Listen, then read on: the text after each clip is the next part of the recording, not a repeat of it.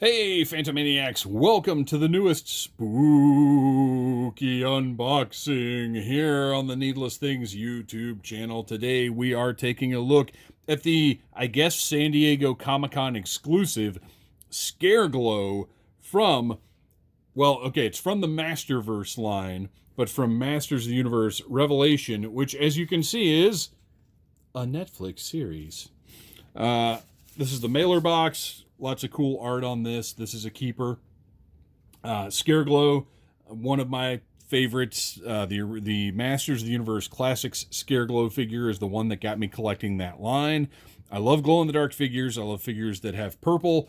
This hits a lot of the right buttons for me. So, ooh, interesting. This product contains a magnet. Do not use around items that are sensitive to or affected by magnetic fields. Ooh. All right. Let's pop this mailer open. See what we've got inside. We have instructions. We have instructions before we even get to the figure. Wow. All right. Ooh, this is a beautiful box. I am not sold on the Masterverse line yet. There are some releases that I think look really awesome and fantastic and tempting. Particularly the cult leader Triclops that was recently revealed.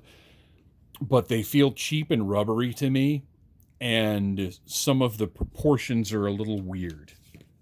But I'm not against the line, and I'm going to pick up things here and there, but overall, I'm not super stoked by it like I am the Origins line. Let's see, what are instructions? Masters of the Universe Revelation Skelegod instructions. Keep these instructions for future reference as they contain important information. Contents. Really? Oh, contents of the box. I was thinking contents like table of contents for the instructions, which would be preposterous for a 2-page instruction sheet. Okay. So we open the box up. Skelegod's inside. This is not very distinct. And then on the back, we've got battery replacement. So I didn't even know really what I was getting with this. I feel like the box is kind of the exclusive part of it, and that the retail release Skelegod is going to be pretty similar to what's in here, but I don't know yet. Really just gorgeous box on this guy, though. Just look at all this embossed graphical detail. This gem on the back, if you can see. Nice 3D effect on there. All these sigils, the very spooky, mysterious packaging. Let's see how easily that slips off. I'm going to try not to mess anything up here.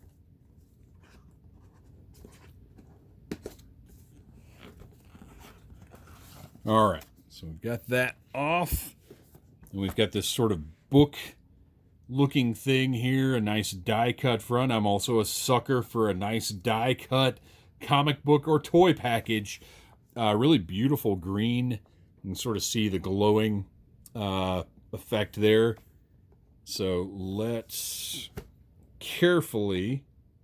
Oh, wow, what is happening? Whoa! Nice! All right. Spooky lightning type effect. Look at that. You know what I think I'm going to have to do?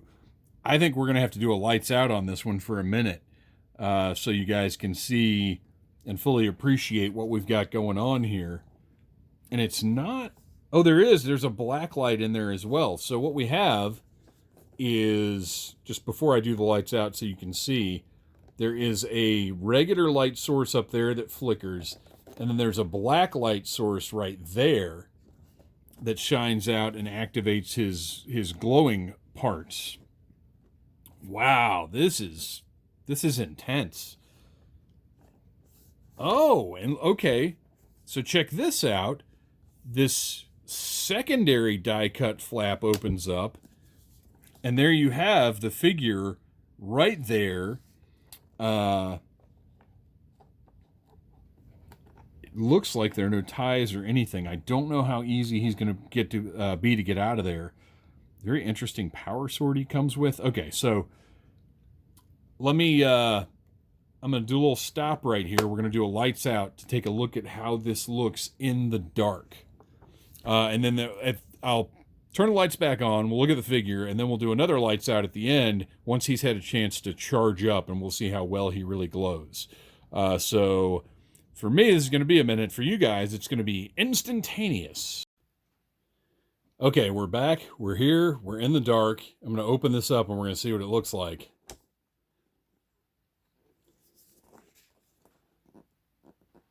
Pretty cool. Not quite as awe-inspiring as I kind of thought it would be. I gotta tell you. But pretty neat. I like it. And let's open up the second flap. You can see we've already got some glowing going on there. That's pretty impressive. And then we get the full effect. Pretty cool. Oh, and actually you can see there are 2 black lights in there. So there are 2 black light sources and then the 1 regular light source. And there you go. All right. Pretty neato. Let's get these lights back on. And I think it's worth noting that I did almost die walking over to the light switch on the wall. So that's what I go through for you guys to bring you the best toy reviews on the internet. Okay, that's probably an exaggeration, but I do like what I do here and the way that I do it. Even if sometimes the way that I do it means getting a little frustrated on camera because things are difficult to get out of the packaging. Gosh, I almost don't even want to take him out because I feel like it might be difficult to get him back in there, but whatever, because he's going to stay in this box. There we go. I don't know why I'm even taking the hands out. I guess I want to see how easy they are to switch out. All right, buddy. I think the cape is going to be this. Oh, wait. Okay. Well, that makes that easier. Oh, I didn't even look at the back. Oh, wait a minute. Okay, wait a minute, you guys. Let's just push him back kind of where he was. Just to see. Okay, well, whatever. So we could see his cape in the back of the box. Okay, I like that the tray is removable. That's going to make it a lot easier to get everything back where it's supposed to be in that box. I think Mattel has done a pretty fantastic job of, it remains to be seen once I try to get him back in, but I think Mattel did a pretty great job of making him easy to get back in there. It seems like I'll be able to get him back in place. All right, so you can go back and check out my reviews of Skelegod and Skeletor, the 2 other figures that I felt like I really just had to check out, had to see what they were like in person. And you can see that this figure has a wire armature in his cape, so he can get a nice spooky flying open, almost Mumra-like cape, dare I say.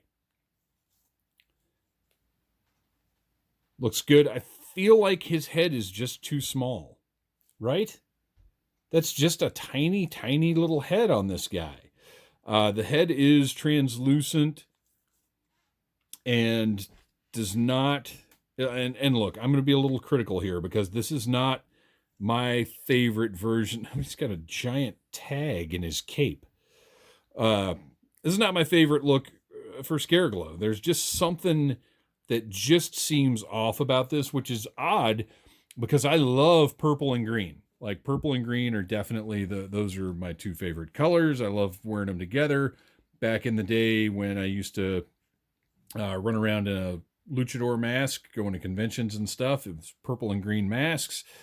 But just something about him just doesn't look quite right to me. I don't know if it's I think it's the sparseness of his bones and the way that they look. In other Skeletor figures, or Skelegod figures, I feel like they've successfully created the illusion that he's a skeleton to a certain extent. But here, he seems almost more like a buff dude with skeleton stuff painted on him. I don't know. And I mean, yeah, to a certain extent, every Scareglow is that. But this one just feels a little phoned in to me with the way that they've done the deco on him. I don't know. He's not completely satisfying as a representation of Scareglow. That's just me being picky because I love the character so much. He does feel sturdy enough. We've got double jointed elbows, double jointed knees. He's got the standard modern ankles that pretty much every figure in this scale has now, with the pivot and the swivel going on. I like his metallic boots. Those look really nice. Done a good job on those. I also like his sarong here. He's got a different, he doesn't have just the furry underpants. He's got a different look going on, and I do like that. He's got a metallic purple belt that matches his bracers and his boots here, and then this sort of matches his cape business. Another thing, another nitpicky critique, I guess, is I don't know for me how well the soft goods and the plastic mesh together in this way. And I don't, I gotta be honest, as cool as the armature is in the cape, it's not, I mean, I guess it stands all right, but it just visually, the fabric and the plastic just don't mesh that well for me. I would rather just have a plastic cape, to be honest. Because the soft goods couldn't achieve this look at this price point. So I don't know. Again, maybe that's just me being nitpicky. I do like soft goods when they work, but to me, this combination is not the best. I like his little sort of pointer hand here. And if you notice, it looks like the plastic is translucent there, which I'm always a fan of. And, maybe if the rest of his body was this translucent plastic, I would like him just a little bit more. Because I think this green on this smoky translucent plastic is a really cool look, but the green on the black, like I said, just feels a little lazy to me. And I hate to say that because I feel like a lot of work and care went into this figure, but it just doesn't quite hit right for me. Let's put his traditional halberd weapon in his hand. Looks cool. And I want his other hand. I don't know how easily this is going to come off. Not very. There we go. Okay. I want this open hand on his other hand just because it looks cool. And that's sculpted, by the way. The bones there, well, wait a minute. They look like they're sculpted.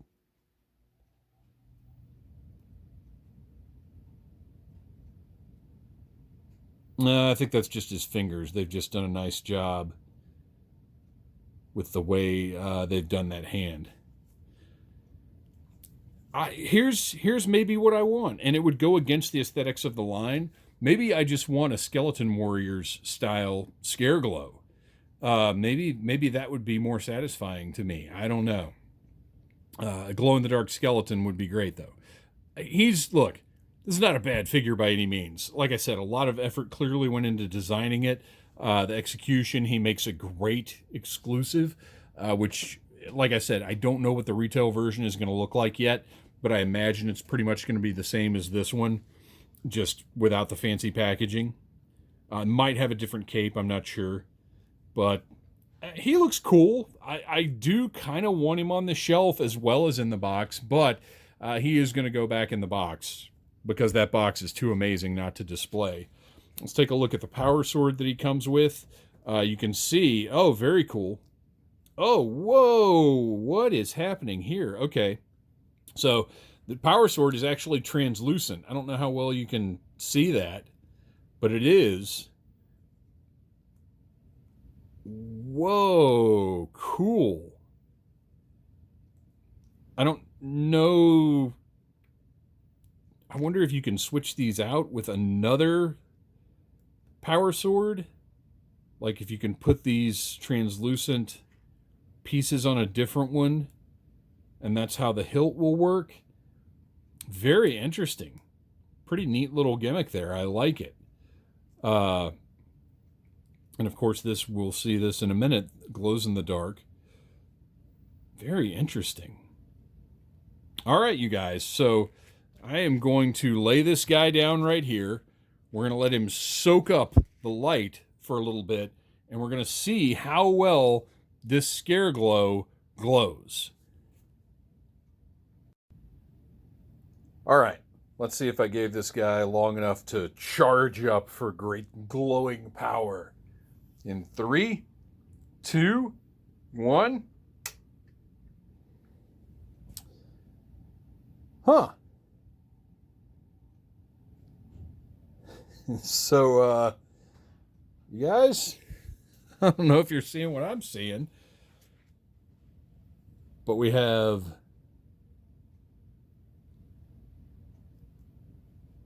a glowing sword that is not showing up on the camera.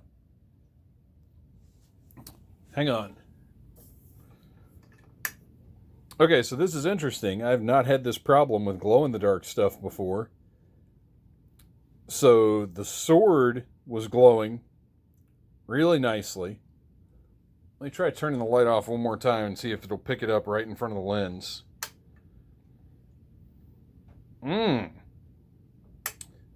Nothing.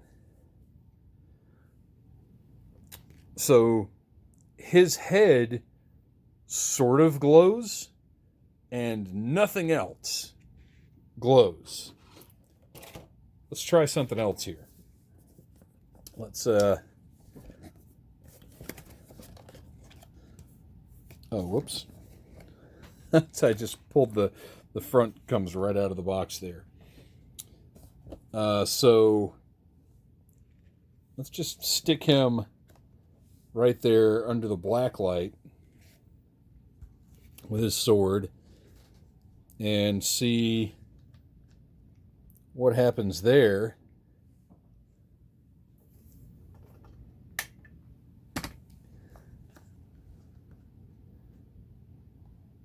So it looks like what we've got is he's black light reactive. Okay, so you can see the sword glowing pretty nicely here. And his skull, you just can't see it. Hang on. Sorry, guys. I realize this is really engaging. So we're going to charge up. You can see the blade is reactive to the black light. And that's it. The skull glows a little bit. And the blade glows a little bit. And that's it. Woof. You guys, I kind of hate to say it, but this is a dog of a figure to me. Because one of the big selling points of our pal Skeleglow is, well, that he glows. And just a glowing head, to me, does not a Skeleglow make. What a huge disappointment. So let's focus on the positives. The positives are, like, the design is cool looking. He's exciting visually. So on the shelf, this would be a cool looking figure to have. But it barely glows. The skeleton print is just not the best Skeleglow we've ever seen. The metallic stuff, like, this is all really cool. It just overall, I can't say I'm super stoked about this figure. And that's kind of how I feel about most of the Revelations line, is we've got some really cool designs and some execution that honestly I'm just not that thrilled with. So I'd be interested. I always love it when you guys comment. I love it when you tell me stuff I don't know. I love it when you just share your opinions about things. Get down in those comments. Let me know what you think about this line. Let me know if it's exciting for you, if it's disappointing for you. And if you love it, I'm glad. Good. I want you to love it. I don't have to like everything out there because that means I don't have to collect everything out there. And goodness knows I can't. But I really want to hear from you guys on this one. What do you think of this Skeleglow? What do you think of this line? I want to hear your input. So thank you for watching. Please like, subscribe, share, and stay tuned throughout October for more spooky toy reviews. Thanks for watching, you guys. Smash that like button if you like Needless Things.